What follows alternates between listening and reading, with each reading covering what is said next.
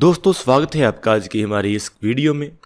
दोस्तों जैसा कि आप जानते हैं कि तेजस मार्क 2 फाइटर एयरक्राफ्ट को हमारा देश डेवलप कर रहा है। तेजस मार्क 2 फाइटर एयरक्राफ्ट तेजस मार्क 1 एयरक्राफ्ट का एक इम्प्रूव्ड वेरिएंट है और उससे ज़्यादा बड़ा और ज़्यादा पावरफुल है।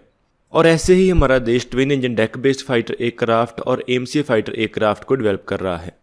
जो एमसीए फाइटर एयरक्राफ्ट है वो एक 5th generation stealth fighter aircraft है और जो twin engine deck based fighter aircraft है वो एक 4.5 जनरेशन एक नेवल फाइटर एयरक्राफ्ट है जो कि हमारे एयरक्राफ्ट कैरियर से ऑपरेट करेगा। अभी तेजस मार्क 2 और एमसीए प्रोजेक्ट हमारी इंडियन एयरफोर्स के प्रोजेक्ट्स हैं।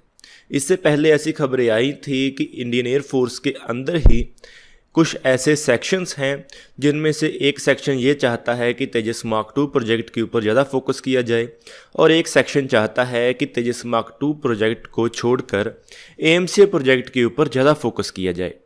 इसमें कुछ आर्गुमेंट्स दिए जा रहे थे कि फ्यूचर जो है वो 5th जनरेशन फाइटर एयरक्राफ्ट का ही है, तो एक 4.5 जनरेशन फाइटर एयरक्राफ्ट के ऊपर फोकस करने का हमें क्या फ़ायदा होगा।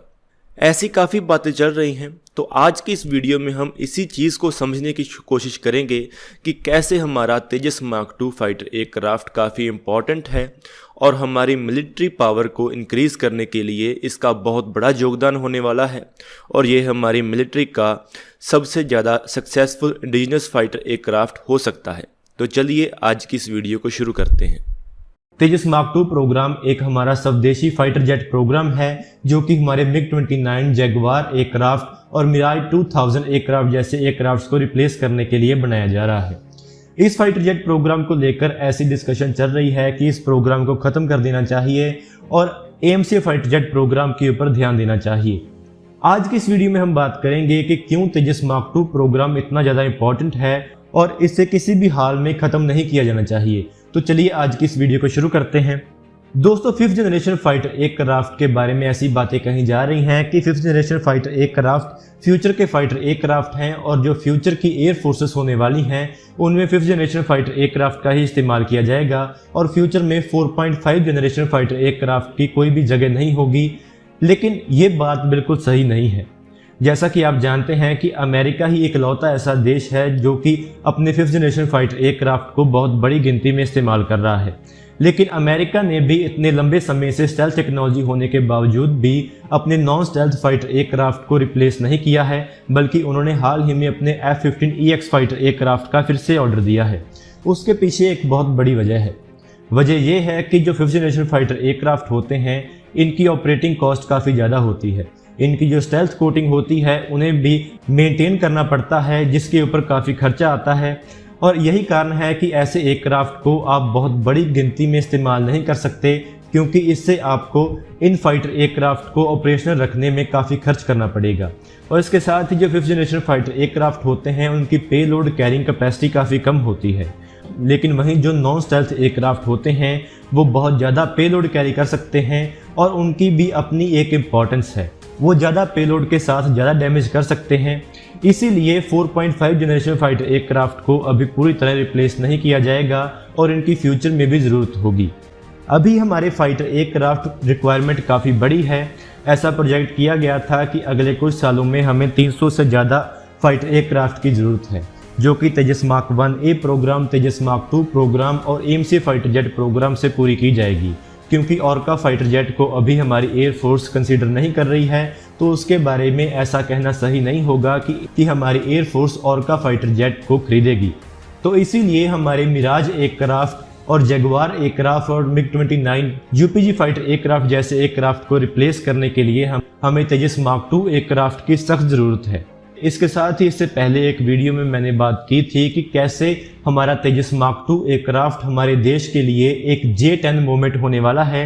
जैसा कि आप जानते हैं कि चाइना ने अपने J-10 फाइटर एयरक्राफ्ट को बहुत बड़ी गिनती में इंडक्ट किया हुआ है और J-10 ही उनका सही मायने में एक पहला इंडिजिनस फाइटर एयरक्राफ्ट प्रोग्राम था।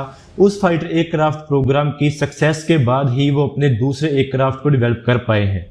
J-10 फाइटर एयरक्राफ्ट की डेवलपमेंट के बाद ही वो J-20 फाइटर एयरक्राफ्ट जैसे एयरक्राफ्ट को डेवलप कर पाए हैं, जिससे ऐसा पता चलता है कि कैसे उन्होंने एक नॉन स्टेल्थ एयरक्राफ्ट को डेवलप करने के बाद ही और अपनी एविएशन कैपेबिलिटी को डेवलप करने के बाद ही 5th जनरेशन फाइटर एयरक्राफ्ट की तरफ मूव ऑन किया। ऐसे ही मूवमेंट हमारे लिए तेजस मार्क 2 प्रोग्राम होने वाला है।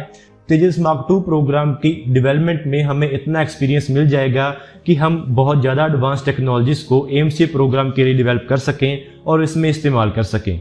जैसा कि आप जानते हैं कि किसी भी काम को करने के लिए हमें स्टेप बाय स्टेप चलना पड़ता है। ऐसा तो नहीं है कि आप अभी से एक फाइटर एयरक्राफ्ट को डेवलप करने का फैसला ले लें और सीधा 5th जनरेशन फाइटर एयरक्राफ्ट की तरफ मूव ऑन कर जाएं।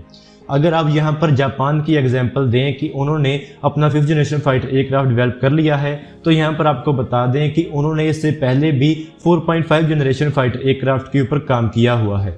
ये उनका एक पहला प्रोजेक्ट नहीं था और ऐसे ही हमारे देश के लिए भी एक सही कोर्स ऑफ एक्शन यही है कि पहले 4.5 जनरेशन फाइटर एयरक्राफ्ट डेवलप किया जाए और उसके बाद ही 5th जनरेशन फाइटर एयरक्राफ्ट की तरफ मूव ऑन किया जाए, क्योंकि एक 4.5 जनरेशन फाइटर एयरक्राफ्ट की डेवलपमेंट से हमें रिक्वायर्ड एक्सपीरियंस मिल जाएगा। इसके साथ ही जैसा कि हम पहले बात कर चुके हैं कि हमारे 2030 तक पहले से मौजूद 4th जनरेशन फाइटर एयरक्राफ्ट को रिप्लेस करना शुरू कर दिया जाएगा और उनको रिप्लेस करने के लिए हमें एक इंडिजिनस फाइटर एयरक्राफ्ट की ज़रूरत है। अभी ऐसा तो नहीं है कि आप राफेल एयरक्राफ्ट को बड़ी गिनती में खरीद कर अपने पुराने एयरक्राफ्ट को रिप्लेस कर दें। वो इसलिए सही नहीं है क्योंकि अगर हम इतनी बड़ी गिनती में राफेल एयरक्राफ्ट खरीदेंगे तो हमारे लिए वो काफ़ी महंगा पड़ेगा और हम अगले बहुत सालों के लिए एक विदेशी एयरक्राफ्ट मैन्युफैक्चरर के ऊपर डिपेंडेंट हो जाएंगे। और इसीलिए हमारे लिए ये बेहद ज़रूरी है कि हमारा खुद का तेजस मार्क 2 प्रोग्राम सक्सेसफुल हो जाए और एक सिंगल इंजन फाइटर एयरक्राफ्ट और इतनी ज़्यादा कैपेबिलिटी वाला फाइटर एयरक्राफ्ट हमारे पास अवेलेबल हो कि जिसकी मदद से हम अपने पुराने एयरक्राफ्ट को रिप्लेस कर सकें। इसके साथ ही जो टेक्नोलॉजीज AMCA फाइटर एयरक्राफ्ट में इस्तेमाल की जाएंगी वही टेक्नोलॉजीज इससे पहले तेजस मार्क 2 एयरक्राफ्ट में भी इस्तेमाल की जाएंगी।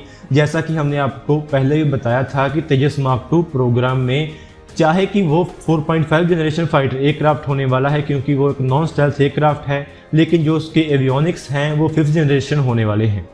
हमारे जो AMCA फाइटर एयरक्राफ्ट में एवियोनिक्स का इस्तेमाल किया जाएगा उनमें से बहुत सारे एवियोनिक्स उससे पहले तेजस मार्क 2 वेरिएंट में लगाए जाएंगे।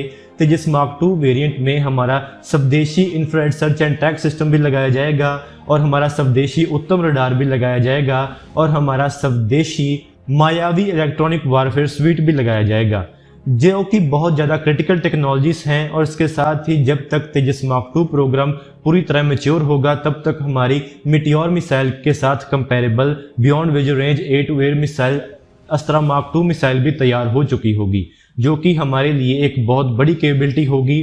और जब तक AMCA फाइटर जेट डेवलप होगा तब तक इन सभी टेक्नोलॉजीज में जो कमियां हैं वो दूर कर ली जाएंगी और वो इतनी मैच्योर हो चुकी होंगी कि AMCA फाइटर एयरक्राफ्ट को एक ट्रू सेंस में 5th जनरेशन फाइटर एयरक्राफ्ट बनाया जा सके। इसके साथ ही तेजस मार्क 2 वेरिएंट में रैम कोटिंग का भी इस्तेमाल किया जाएगा, यानी कि रडार अब्जॉर्बेंट मटेरियल्स का भी इस्तेमाल किया जाएगा, जो कि इससे पहले AMCA फाइटर एयरक्राफ्ट के लिए डेवलप किए गए हैं। AMCA फाइटर एयरक्राफ्ट के लिए जो टेक्नोलॉजीज डेवलप की गई हैं उनके इस्तेमाल से तेजस मार्क 2 प्रोग्राम का जो रडार क्रॉस सेक्शन है उसे कम किया जाएगा। इन कोटिंग्स के साथ तेजस मार्क 2 प्रोग्राम एक पूरी तरह स्टेल्थ एयरक्राफ्ट तो नहीं बनेगा, लेकिन इसका जो रडार क्रॉस सेक्शन है वो इतना कम कर दिया जाएगा कि ये बहुत ज़्यादा मुश्किल हालातों से बचकर वापस आ सके। हमारे एयर चीफ मार्शल के मुताबिक ये एयरक्राफ्ट मिराई 2000 एयरक्राफ्ट और राफेल एयरक्राफ्ट से बेहतर होने वाला है। मिराई 2000 एयरक्राफ्ट के मुकाबले में इसका रडार क्रॉस सेक्शन भी कम होने वाला है।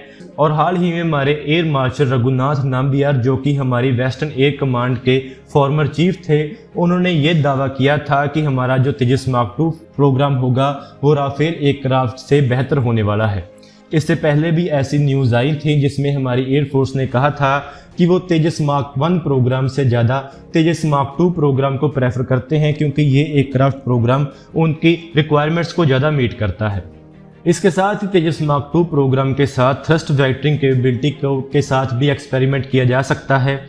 जनरल इलेक्ट्रिक ने जो अपना F414 एनहेंस्ड इंजन हमें ऑफर किया है, उसके साथ उन्होंने ये भी ऑफर किया है कि वो इसके साथ 3D थ्रस्ट वेक्टरिंग के साथ भी एक्सपेरिमेंट कर सकते हैं। अभी तक इसके बारे में कोई भी ऑफिशियल कंफर्मेशन नहीं है, लेकिन ऐसी पॉसिबिलिटी है कि इस टेक्नोलॉजी के साथ एक्सपेरिमेंट किया जा सकता है। हमारे Su-30M के एयरक्राफ्ट में भी थ्रस्ट वेक्टरिंग इंजन का इस्तेमाल किया जाता है और F-22 रैप्टर जैसे एयरक्राफ्ट में भी 2 डायमेंशनल थ्रस्ट वेक्टरिंग का इस्तेमाल किया जाता है। ये एयरक्राफ्ट की मैन्योरेबिलिटी को इंक्रीज़ करने में बहुत बड़ा रोल निभाती है और ऐसी टेक्नोलॉजी को हम तेजस मार्क 2 प्रोग्राम में टेस्ट कर सकते हैं, जो कि आगे चलकर AMCA प्रोग्राम में इस्तेमाल की जा सकती है और उसमें हम अपनी ज़रूरत के हिसाब से 2D थ्रस्ट वेक्टरिंग या 3D थ्रस्ट वेक्टरिंग का इस्तेमाल कर सकते हैं। तो दोस्तों आज की इस वीडियो में इतना ही। अगर आपको ये वीडियो अच्छी लगे तो आप इसको ज़रूर लाइक और शेयर करें। Thanks for watching this video. जय हिंद, वंदे मातरम।